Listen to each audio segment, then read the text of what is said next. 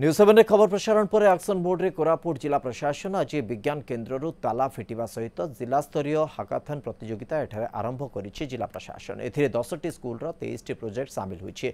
छात्र छात्री माने याकु नै खुशी व्यक्त करिसंती। उद्घाटन को 6 मास पूरीबाकु जाउछि, तथापि जयपुर ठारे थिबा जिला विज्ञान केन्द्र ताला फिटुनी। एक खबर न्यूज 7 रे गत सप्ताह प्रसारण हेबा परे तत्पर होइतला प्रशासन। 6.5 कोटी टंका व्यय निर्मित ए विज्ञान केन्द्र को फेब्रुआरी 28 रे तत्कालीन मुख्यमंत्री नवीन पट्टनायक उद्घाटन करथिले। ए विज्ञान केन्द्र परिचालना पाई कर्मचारी नियोजन होई नथिबारु कार्यक्षम विलंब होला बोली जिला शिक्षा अधिकारी कहिसंती।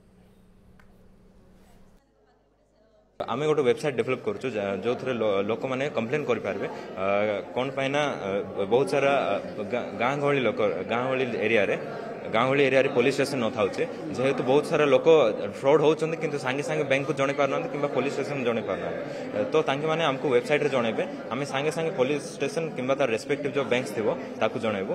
जियो या स्टील तार निर्मित गोटे चादर आ कि पथर आ रेक्जन पाइप पर जो पाइपटा आसी तार निर्मित यहाँ समुद्र गर्भर सर 50 मीटर दूर एवं 20 मीटर उच्चतार तैयार करा सर।